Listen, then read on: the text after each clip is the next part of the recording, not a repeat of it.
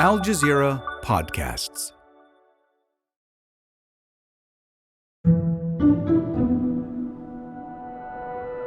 Without the truth, there's no light. Without light, there's no path from this darkness. U.S. President Joe Biden was minutes into a speech at the Mother Emanuel AME Church in Charleston, South Carolina. It's the second campaign speech he's given this year, ahead of the 2024 presidential election, when suddenly, which then turned into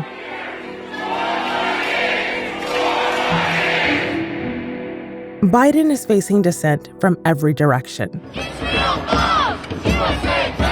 Protesters demanding a ceasefire in Israel's war on Gaza are targeting both him and members of his cabinet.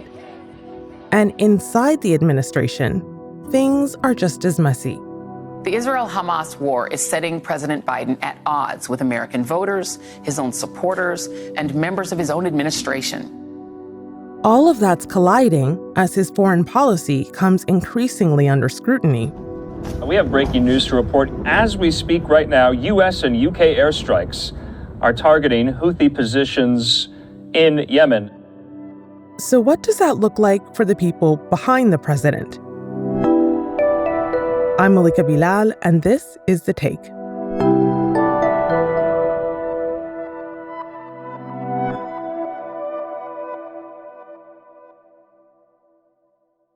Ever since October 7th, the White House press briefing has become must-watch TV. Here's what happened in a briefing on the president's airplane on Friday. It was the day after the U.S. and U.K. bombed dozens of sites in Yemen in what Biden called a direct response to Houthi attacks in the Red Sea. We're not interested in a conflict of any kind here. In fact, everything the president has been doing has been trying to prevent any escalation of conflict, including the strikes last night.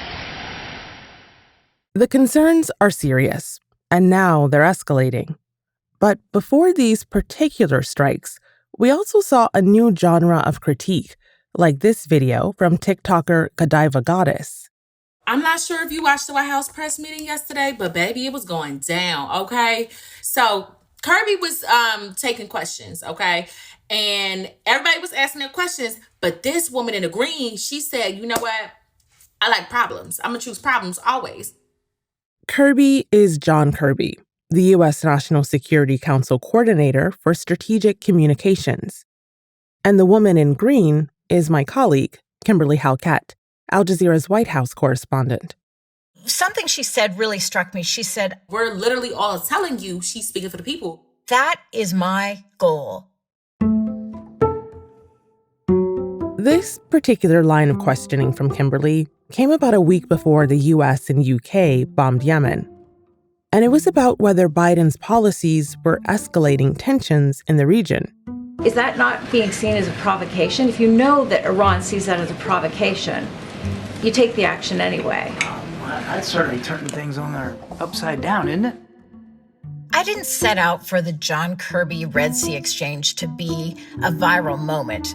I am ready every day to grill the press secretaries, and this day I just happened to be called on. I don't get called on a lot because they don't like me. I challenge them, I ask follow-ups, I don't accept their talking points, and often if we have an interaction, it usually doesn't end well for them. And so I was a little surprised at how long this exchange went. And in the moment, I was thinking, why am I not being shut down? This exchange happened on January 3rd. And then on January 5th, an article came out in the U.S. news outlet Axios about a, quote, tense podium battle between Kirby and White House Press Secretary Karine Jean-Pierre, the person who called on Kimberly in the first place. Usually, those press briefings are a one-person show, run by the press secretary, Jean-Pierre. All right, good afternoon, everyone. Okay, so this morning, President Biden announced that... But recently, that hasn't been the case. When Jean-Pierre assumed her role in 2022, U.S. President Joe Biden told her she'd be teaming up with Kirby. According to that Axios report, it's kind of a fraught arrangement for the two. She was not throwing him a life preserver the way that normally she might have. She was letting him squirm. And that benefited me, and that benefited the global audience because it allowed me more time to ask questions and to dissect his answers, which were not adding up. You said nothing the president has ordered has been designed to widen or deepen this conflict. And so I kept hammering him, and he was defending the indefensible. As long as American policies are affecting the global audience, they need a voice, and I'm trying to be that voice in that room. As Israel's war on Gaza continues, John Kirby has become a mainstay of the White House press briefings. John Kirby comes in because he knows foreign policy. He knows national security. It's not Kareen's strong point. Domestic issues are her bread and butter. That's not John Kirby's strong suit. He is an admiral from the U.S. Navy. In many ways, maybe it waters down the achievement Karine Jean-Pierre has achieved in terms of being the first openly gay Black woman to hold the position of White House press secretary. But at the end of the day, we're in the middle of a potentially third world war. And she does not know foreign policy the way John Kirby knows it. And that's why the president has John Kirby coming into the briefing room. But yeah, you can feel the tension in the room sometimes. And if you look at Karine Jean-Pierre's face, she is not happy sometimes to be sharing that stage. And she makes it known. What is the saying? If you want a friend in Washington, get a dog. Maybe John Kirby has a dog. Kirby might not have friends on his side of the podium, but he does have friends in the briefing room. Akbar Shahid Ahmed, the senior diplomatic correspondent for HuffPost, has been following his long career in Washington, D.C., among other things. I cover a range of agencies, White House, State Department, Pentagon, and a range of dodgy diplomats. Kirby's role has been growing since Israel's war on Gaza began, as he's become the spokesperson for Joe Biden's support of Israel. He's gotten a lot of attention for statements like this. Being honest about the fact that there have been civilian casualties and that there likely will be more is being honest, because that's what war is. It's brutal, it's ugly, it's messy. So, Akbar, why do you think he's becoming a more public face over the past 3 months or so? I'd say it's because of how sensitive this issue is. And by that, I mean, I think people often use sensitive to say this is too complicated to talk about. It's sensitive because this administration is choosing to, in the face of immense criticism and evidence suggesting there are problems with its policy, they are choosing to stand by the same policy. Given that, I think they need someone who can really have the heft to defend that policy and has kind of unimpeachable credentials. John Kirby served as the Pentagon and state spokesperson in the Obama administration, defending, justifying, explaining a range of very controversial policies, right? So notably, Obama's decision to support a Saudi-led coalition in Yemen that was carrying out alleged war crimes, starving millions of people. I think what he's managed to do, not just in the Obama era, but importantly in the Trump era, where he was a kind of national security talking head for the Democratic Party on MSNBC, CNN, is establish himself as this very trusted, close advisor. And I think in a Biden context, that is what matters above all, right? Being in the 5 to 10 people the president wants to talk to all the time. I think people in the administration have noted that the vast majority of those people do end up being white men. I think that's a relevant factor, given the president's stated commitments to diversity, hearing from a diverse group of people. I'd also note that Kirby's relationships with the press cannot be overstated. He is so well-liked. He is so well-connected. Again, a lot of national security press corps has known him for 10, 15 years, and many of them see themselves in Kirby.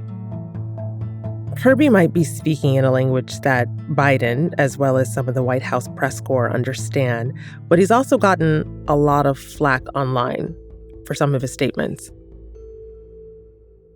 Biden's Gaza policies are pretty unpopular, especially with young voters. 60% of young voters say they oppose more funding and military aid to Israel. And the president, as well as members of his cabinet, have been targeted by protests over the past 3 months over those policies. Pro-Palestinian activists rallied outside the home of U.S. Defense Secretary Lloyd Austin this morning. Protesters gathered in Northwest D.C., marching outside the home of White House National Security Advisor Jake Sullivan. I know that you've talked to quite a lot of staffers in the administration about their own dissent of these policies. So how are these protests that they have to be seeing being received by them? And how are they feeling about their own careers and credibility in the face of them? It's really evolved, Malika, over the course of now 4 months, because I'd say right after October 7th, when there was this deep wellspring of sympathy and there was a lot of shock. But what became very clear to people inside the administration, and I was the first to report on this, is there was a kind of culture of silence and a real sense of fear that if we are seen as questioning the policy in any way, in the way that we are actually tasked to do as national security experts, there was a feeling amongst staffers that that wasn't welcome in the administration, and if anything could lead to retaliation and hurt their own careers. So how are they managing that? What does that look like? What have people told you? Initially, there was a sense that people may start to resign en masse. So I broke the news of the first big resignation, which was Josh Paul. A veteran State Department official in the bureau that oversees arms transfers resigned in protest of the Biden administration's decision to boost military aid to Israel. Before this war, Paul told CNN in December there was room for debate about policy, even when it came to Israel. But ever since October 7th, what was different here was that there was no discussion. There was no space for that discussion. There was simply an approach of essentially the barn doors are open, and that remains the case. But we haven't actually seen mass resignations. I think there's a number of reasons for that. There's been a lot of work by the administration to kind of win back its staffers. They know it would look bad for them to have an exodus. And there's a fear of being seen as leaving in this moment. So given the public outrage, they're almost having to choose to look away, which I think many of them feel horrible about. But they have explicitly been told, I've reported in some cases, by senior State Department officials, look, the president defines the Gaza policy. He is not interested in hearing from people, even with national security expertise in his own government. So try to use your expertise on different projects if you don't feel you can go along with the president's clear policy on Israel-Palestine. after the break, who is driving Biden's Gaza policy?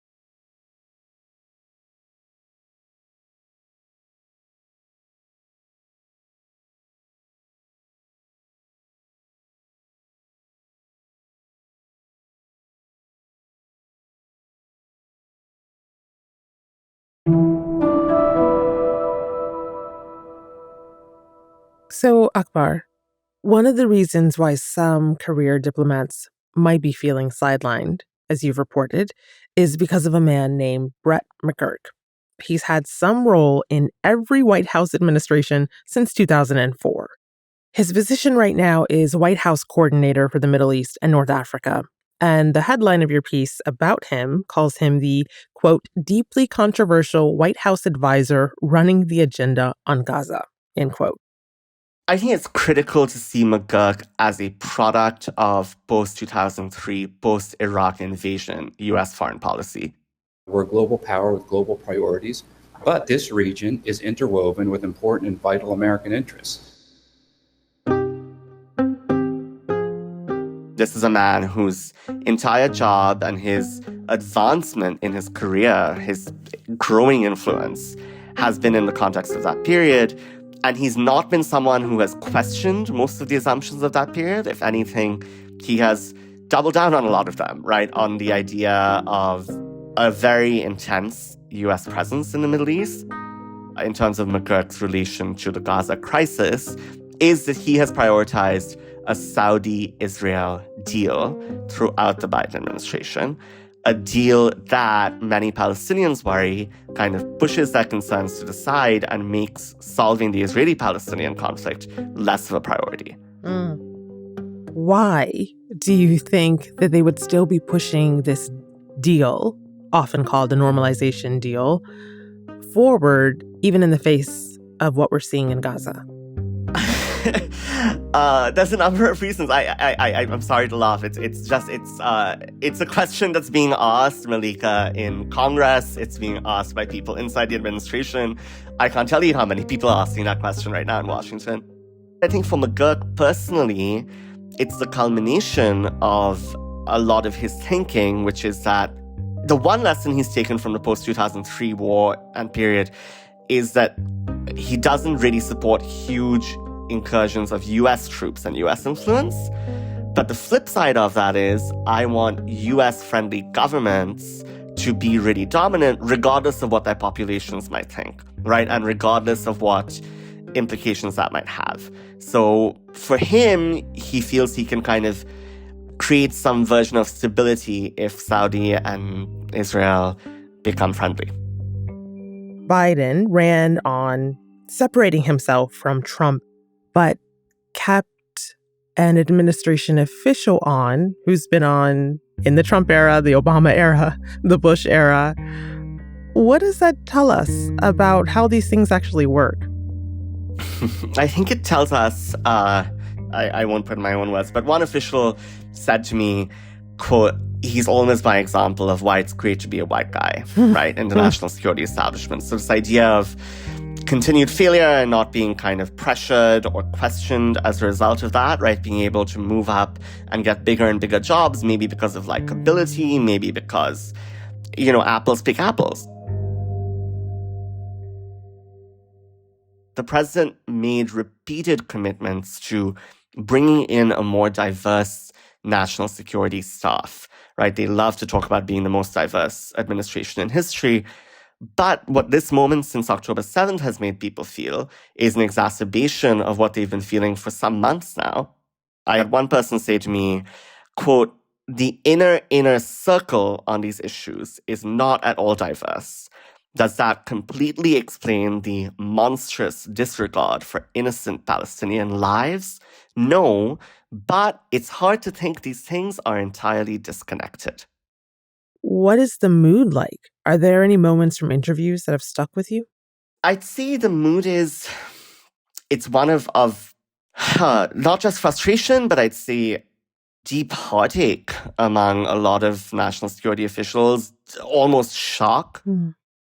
One instance that came up recently in my reporting in December was there's still hundreds of American citizens trapped in Gaza and their close relatives amid growing mass starvation, bombardment, the horrible conditions we know about.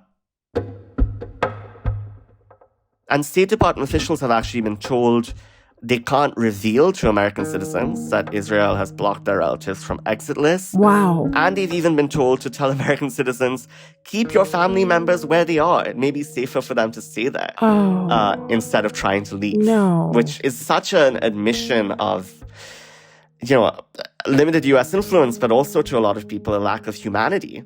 I just want to break this down, make sure I'm getting it.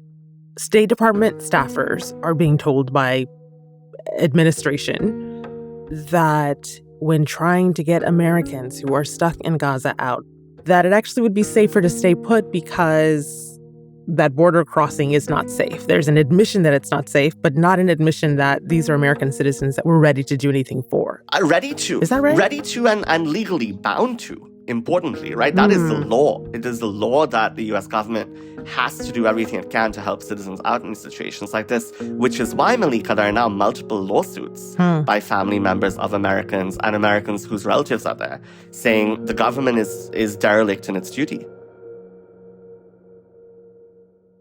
So, Akbar, Biden's policy towards Israel has been described as a bear hug, basically keeping Benjamin Netanyahu close to influence his policy in Gaza. History has shown that that is not the only way forward. U.S. President George H.W. Bush conditioned aid to Israel over settlement construction. His predecessor, Ronald Reagan, did the same during Israel's war with Lebanon. Why do you think, based on your reporting, that Biden has gone down the course that he's chosen? I think it's important to remember that Biden, even historically and traditionally before becoming president, was more hawkish on Israel than your average Democrat or your average American politician. Here's Biden speaking on the floor of the Senate back in 1986. I think it's about time we stop, those of us who support, as most of us do, Israel in this body, for apologizing for our support for Israel. There's no apology to be made. None. It is the best $3 billion investment we make.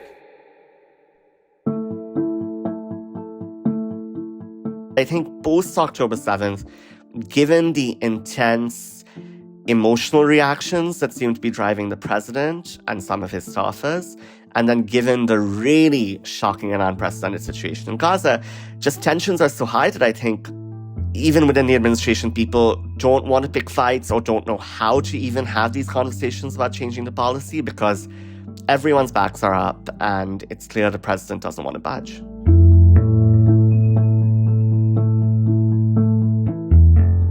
And that's The Take. Special thanks to Chris Sheridan. This episode was produced by Negin Owliaei with Miranda Lin, Zaina Bazar, Sonia Bagat, Veronisa Campana, David Enders, Sariyad Khalili, Chloe K. Lee, Ashish Malhotra, Khalid Sultan, Amy Walters, and me, Malika Bilal.